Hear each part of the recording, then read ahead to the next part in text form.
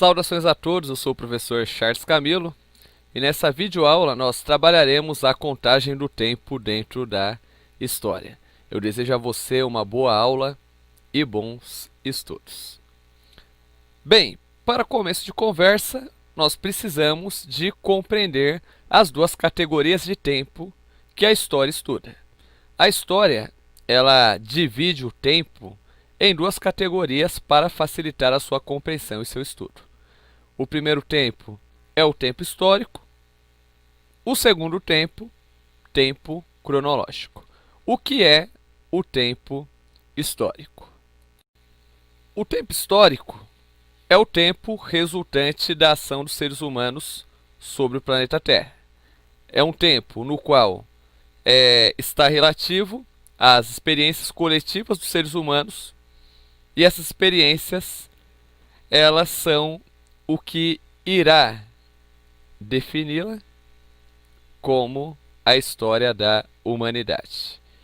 Enquanto o ser humano ele vive em sociedade, ele está fazendo, escrevendo, vivendo, construindo a história.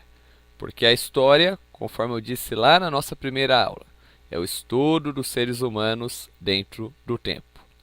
E a partir do tempo histórico, uma observação importante a se fazer é que cada grupo tem um tempo e um ritmo que lhes são próprios.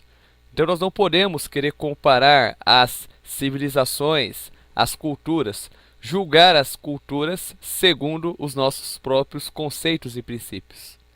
Porque a partir dessa questão, nós estaremos cometendo, no caso, o que é conhecido como etnocentrismo. Estaremos julgando uma cultura segundo os nossos conceitos e valores. Dentro da dimensão histórica, dentro do tempo histórico, cada grupo humano tem o seu tempo e o seu ritmo próprio. O tempo cronológico é o tempo controlado pelo calendário, pelo relógio, pelos horários. O tempo cronológico ele é dividido em milênios, períodos de 1000 anos, séculos, períodos de 100 anos, décadas, períodos de 10 anos, anos, meses, semanas, dias, horas, minutos, segundos, centésimos e milésimos.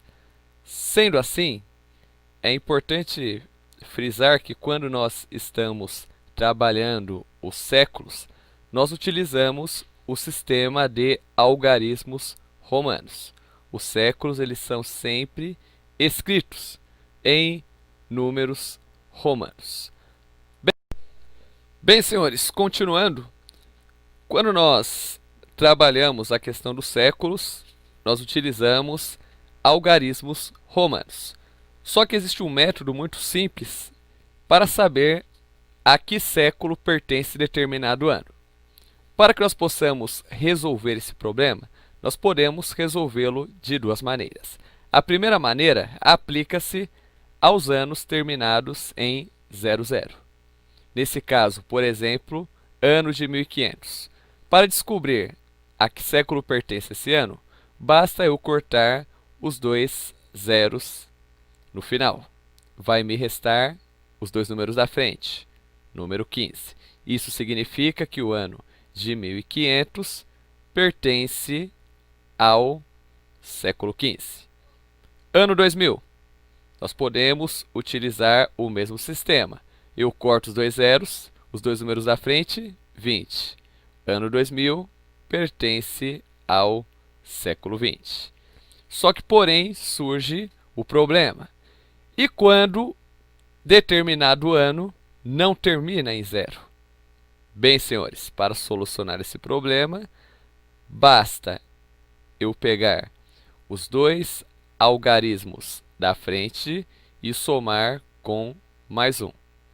Por exemplo, 1822. Eu pego os dois números da frente, 1 e 8, 18, somo com mais um, 19. Isso significa que o ano de 1822 pertence ao século 19. 2017, eu pego os dois números da frente, 2 e 0, 20, e somo com mais 1, século 21.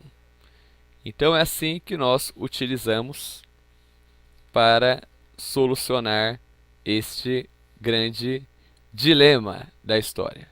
É algo muito simples que provavelmente o seu professor lá no Fundamental 2 deve ter te ensinado e te explicado. Mas dentro da história, recordar é viver e viver é recordar. Bem, pessoal, falando sobre o nosso calendário, conhecido como calendário gregoriano, ele foi criado pelo Papa Gregório XIII no ano de 1582. E esse calendário, popularmente, ele é conhecido como calendário cristão, que é o calendário adotado nas civilizações que compõem a cultura ocidental. O marco inicial do calendário gregoriano é o nascimento de Cristo, que corresponde ao ano 1. E, segundo esse calendário, Jesus Cristo deveria ter nascido no ano 1, no dia 25 de dezembro. 25 de dezembro do ano 1. E segundo esse calendário, todos os acontecimentos anteriores ao nascimento de Cristo, eles são contados de maneira decrescente, ou seja, do maior para o menor. E nós utilizamos a sigla AC, que significa antes de Cristo. E os acontecimentos que ocorreram depois do nascimento de Cristo, nós contamos em ordem crescente, do menor para o maior, utilizando a sigla DC, depois de Cristo. Só que hoje é muito comum, quando nós analisamos acontecimentos, fatos históricos que ocorreram depois do nascimento de Cristo, apenas nós vemos ali o ano. Não existe uma obrigatoriedade de colocar o DC. Mas quando eu estou falando de acontecimentos ligados à história antiga, em especial pré-história, grandes civilizações, Grécia e Roma, geralmente as datas que nós utilizamos são datas acompanhadas da sigla AC. Por exemplo, invenção da escrita. Ela ocorreu por volta do ano 3000. Como foi antes do nascimento de Cristo, 3000 AC, 3000 anos antes de Cristo. Bem, por aqui eu me despeço. Até mais. Boa sorte e bons estudos.